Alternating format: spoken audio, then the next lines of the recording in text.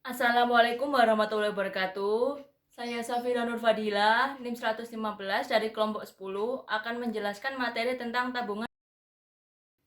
Yang pertama adalah definisi tabungan. Jadi, apa sih tabungan itu? Tabungan adalah bagian dari pendapatan yang tidak dikonsumsi, melainkan disimpan untuk keperluan di masa yang akan datang. Tabungan ini bisa ditarik kapan saja tanpa ada batasan waktu. Jadi penarikannya bisa melalui ATM atau anjungan tunai mandiri. Tapi tabungan ini tidak bisa ditarik melalui biljet giro, cek, dan alat penarikan lainnya yang telah ditetapkan oleh bank. Yang kedua adalah definisi tabungan konvensional. Tabungan konvensional adalah simpanan bank konvensional yang prinsip penarikan dan penyimpanannya sesuai dengan persyaratan yang telah ditetapkan oleh bank. Yang ketiga adalah ciri dari tabungan konvensional. Jadi, ciri dari tabungan konvensional adalah dana yang disimpan, dapat diambil kapan saja, dan tanpa ada batas waktu penyetoran. Jadi, nasabah yang memiliki tabungan konvensional biasanya memiliki nomor rekening dan memiliki kartu ATM atau anjungan tunai mandiri.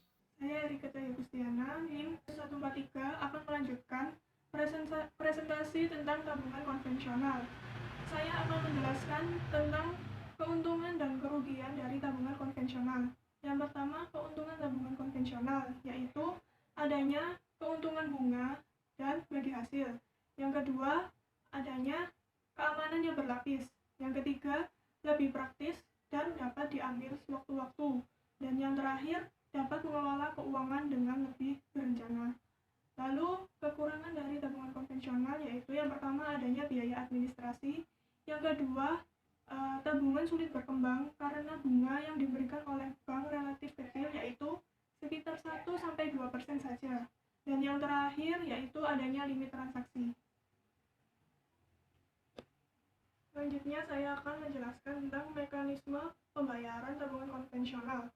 Pembayaran tabungan konvensional dapat dilakukan dengan setoran tunai, yaitu nasabah melakukan setoran dengan mengisi formulir beserta menyerahkan uang yang akan disetorkan. Pada umumnya, formulir setoran ada dua rangkap, yang penggunaannya sebagai berikut. Di lembar pertama, yaitu berfungsi sebagai pembukuan bagi bank, dan lembar kedua, yaitu berfungsi sebagai bukti pembayaran untuk nasabah. Berikut ini adalah alur penyetoran pembayaran tabungan konvensional di bank. Yang pertama, nasabah menyiapkan uang tunai yang akan disetorkan. Lalu nasabah akan menerima slip penyetoran pembayaran tabungan beserta menyiapkan uang yang akan disetorkan. Lalu, buku tabungan, slip penyetoran, dan uang yang akan disetorkan diberikan kepada petugas teller bank. Petugas teller bank menghitung dan mencocokkan jumlah uang yang tertulis di slip penyetoran. Lalu petugas teller bank mencetak buku tabungan sesuai dengan nominal yang disetorkan oleh nasabah.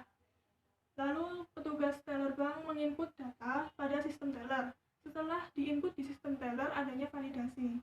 Setelah divalidasi, petugas memberikan stempel atau tanda terima tunai pada slip penyetoran tabungan konvensional.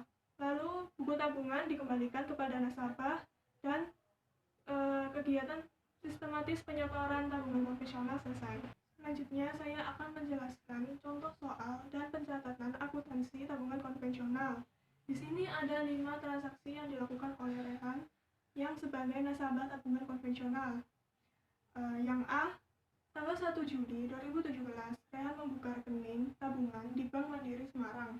Setoran pertama yaitu sebesar 75 juta yang diterima oleh Bank Mandiri Semarang. Maka pencatatan akuntansinya tanggal 1 Juli 2017, kas berada di debit sebesar 75 juta dan rekening Rehan berada di kredit sebesar 75 juta. B. Pada tanggal 11 Juli 2017, Rehan menyerahkan cek sebesar 50 juta pada Bank Mandiri. Cek tersebut diterima Rehan dari PT Maju Jaya juga sebagai nasabah Bank Mandiri Semarang. Maka pencatatannya yaitu 11 Juli 2017, giro rekening PT Maju Jaya berada di debit sebesar 50 juta dan tabungan Rehan berada di kredit sebesar 50 juta.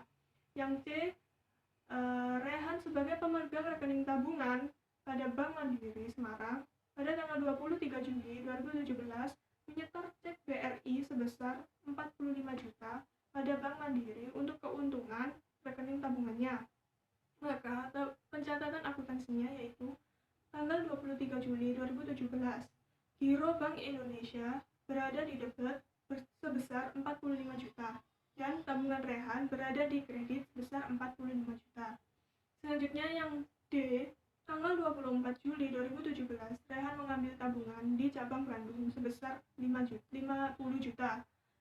Maka transaksi akuntansinya yaitu 24 Juli 2017, RAK cabang Bandung berada di debit sebesar 50 juta dan bekas berada di kredit sebesar 50 juta.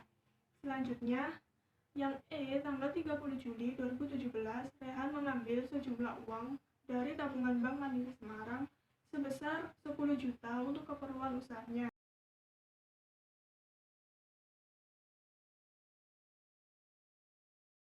Berikut adalah mutasi tabungan Rehan. Demikian presentasi dari kelompok kami, kelompok 10.